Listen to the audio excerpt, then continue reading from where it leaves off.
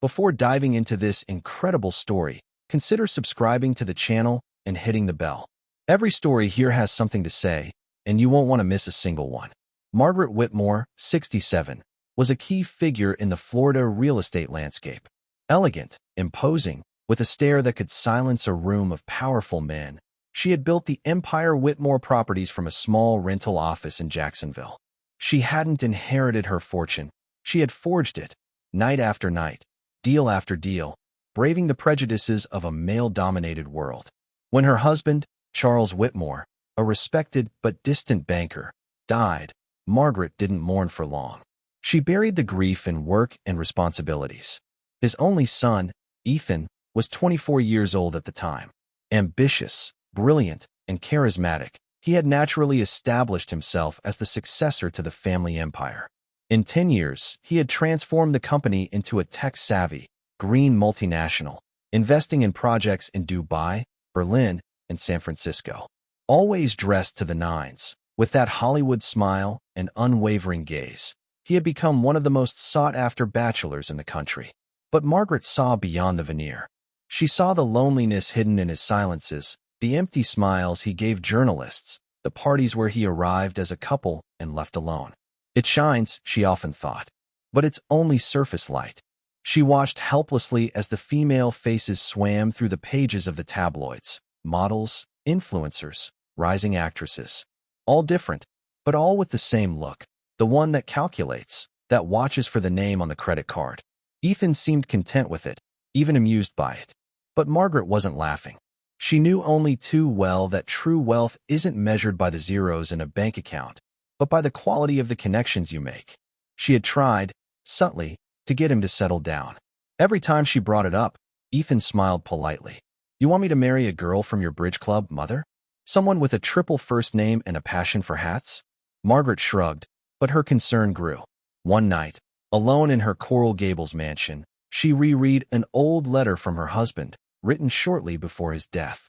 In it, he spoke of the importance of choosing a life partner who sees the man, not the position. "If I don't do something," she thought, "Ethan will end up trapped in an empty union. And this name I built with my own hands will fall into the golden oblivion of unhappy bloodlines." It was then that an idea as crazy as it was brilliant crossed his mind. What if she went to see for herself? Not as Margaret Whitmore, but as Maggie Brooks. A woman among others. An invisible woman. Margaret knew how to reinvent herself. She obtained carefully prepared fake papers and transformed her appearance. Hair tied back in a strict bun, thick glasses, simple and practical clothes. She hired a voice coach to lose her noble phrasing and refine a middle-class accent. She began reading cleaning forums, learning about eco-friendly cleaning products, and faking knee pain as if she had spent 20 years scrubbing floors. She became Maggie Brooks, 67 years old, widow of a worker who died of cancer, mother of a son who died too soon, discreet and hard-working woman. Thanks to a private cleaning agency, she obtained a maintenance job in the offices of Whitmore Industries, without anyone making the connection. It was simple. She was part of the decor. For several days, Margaret simply observed. She studied the comings and goings, the hierarchy of employees, the power struggles, the shifting glances. In the evenings, in her small studio apartment, which she rented under the name Maggie, she recorded everything in a secret notebook. It was on one of the floors reserved for the interior design department that she first saw Grace Bennett. Grace wasn't distinguished by her appearance. She often wore the same simple outfits, her hair tied back in a ponytail, her shoes worn. But there was a straightforwardness about her, an almost luminous focus. She arrived early, even before the executives, with a thermos of cheap coffee, and she often left after everyone else. She didn't participate in gossip. She smiled at everyone, including security guards and delivery drivers. She helped out without ever expecting a thank you. And most importantly, she seemed impervious to Ethan's aura. One day, Margaret heard him politely decline a dinner invitation from a marketing executive. "I don't mix work and romance, sorry. And I prefer pizza to molecular gastronomy." Margaret smiled inwardly. She might have just found a rare gem. The first exchanges were brief. Maggie cleaned the offices in the morning. Grace often arrived at that time. A good morning, then a "would you like a coffee?" then a longer discussion during a shared break in the break room.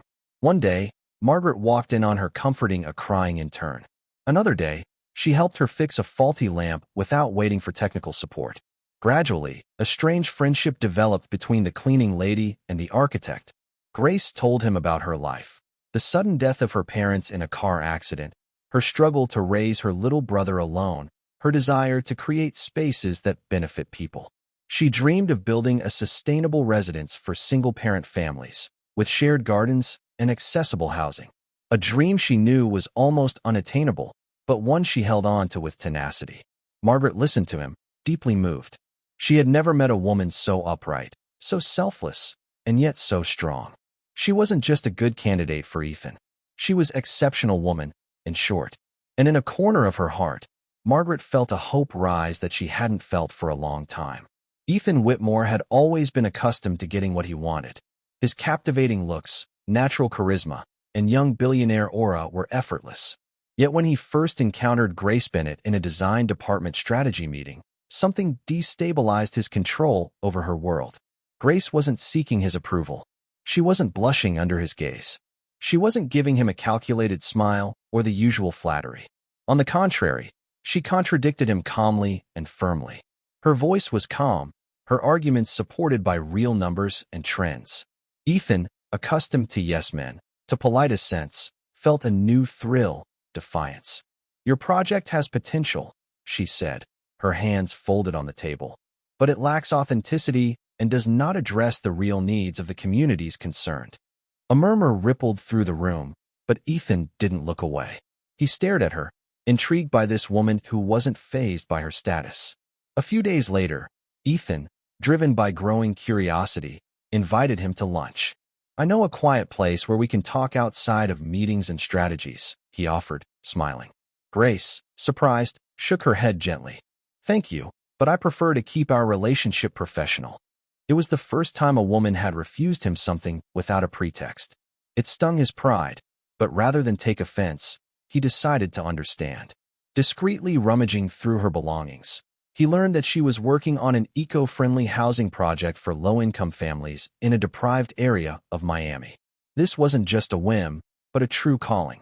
Secretly, Ethan arranged for a large donation in his name to support the project, never revealing his involvement. He wanted to see if Grace would continue, unaware that she had unexpected help. Late one evening, the offices were empty. Ethan found Grace on the rooftop terrace, her eyes lost in the horizon where the setting sun bathed Miami in gold and purple. "I thought you didn't want to talk outside the office," he said, sitting down next to her. She shrugged, giving a tired smile. "You've intrigued me. And besides, it's not often that I meet someone who really listens." They talked for 2 hours. About true success, the kind you can't buy. About childhood wounds, about losses. Ethan spoke of his father, whom he never really knew. Grace spoke of her parents, who died too soon, and her brother, whom she was raising alone. This moment was a breach in their worlds. Something fragile, a budding bond. Margaret, for her part, watched this rapprochement with a mixture of hope and worry. She knew the veil couldn't last forever. The day Grace discovered the truth, everything could change. One morning, Grace arrived at Ethan's house to discuss a design project for his private beach house. She wasn't expecting to find Maggie, or rather, Margaret, dressed in an ivory silk gown, giving precise orders to the servants. The shock was immediate. "Maggie?" Grace stammered, her heart pounding. Margaret smiled sadly, approached her, and said, gently but firmly, "My real name is Margaret Whitmore. I am Ethan's mother." The silence stretched on, heavy and icy. Grace stepped back, her face pale, her eyes blazing with anger and pain. "You used me, manipulated me.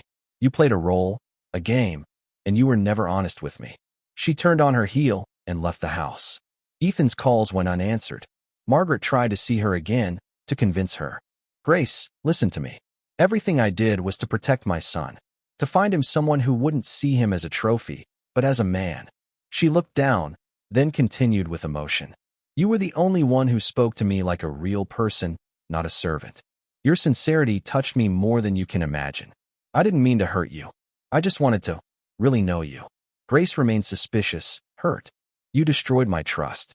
How can I be sure that what you say is true? That everything wasn't just another game in this fake world?"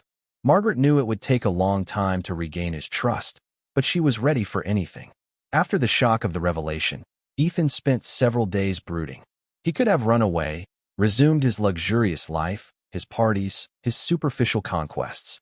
But this time, something inside him had broken, or rather, had begun to rebuild itself. He realized he had to face the truth, not only with Grace, but also with himself. He took a flight to Orlando, without a bodyguard, without a three-piece suit. Just a simple shirt, jeans, and a box of donuts bought at the airport. He wanted to show that he was coming without artifice, without a mask. Arriving at Grace's brother's house, a young man still a student, he knocked on the door. The young man opened it, surprised, hesitant, but curious. "I know you don't know me," Ethan began, his voice sincere. "And I didn't come as Ethan Whitmore, billionaire. I came as a man trying to understand what it truly means to love." They sat in the small, modest living room, donuts on the coffee table. Ethan took a deep breath, then opened his heart. "I grew up with a distant father, almost a ghost, more concerned with numbers than with his sons. I learned to hide my wounds behind success, to never show my weaknesses. I always had a whole world around me, but never anyone who really saw who I was." Grace's brother looked at him, seeing the rare vulnerability in this businessman. "I'm tired of this emptiness, this superficiality. And then I met your sister. She is everything I am not. True, simple, courageous. I want to learn from her, and maybe, one day, be worthy of her trust." Meanwhile, Grace had spent sleepless nights. She thought back to the sincerity of that visit, the humility in Ethan's words. She had built a wall around herself, shaped by the betrayals of the past, but behind it, her heart still beat. She wondered if she could risk opening that door, letting in someone who came not for her money, but for who she was. Finally, she took a step. She answered his call, agreed to see him again, to listen. A year later, in a modest neighborhood of Orlando, a small community garden, planted with fruit trees, wildflowers, and medicinal plants, hosted a simple and moving event. The spring sun bathed the place in a soft light. White folding chairs, decorated with lavender garlands, surrounded a small, rough wooden altar. Grace, radiant in a light ivory gown, held Ethan's hand as he wore a simple navy suit. Around them, their friends, neighbors, Grace's colleagues, and their chosen family embraced them warmly. Margaret, elegant but discreet, stood a little to the side, holding the hand of Grace's brother, whose studies she had helped finance with a secret scholarship. "I lost a cleaning lady, but I gained a daughter," thought Margaret, a peaceful smile on her lips. Their wedding didn't make magazine headlines or attract paparazzi flashbulbs. It was a moment of pure authenticity, a commitment built on truth, patience, and trust.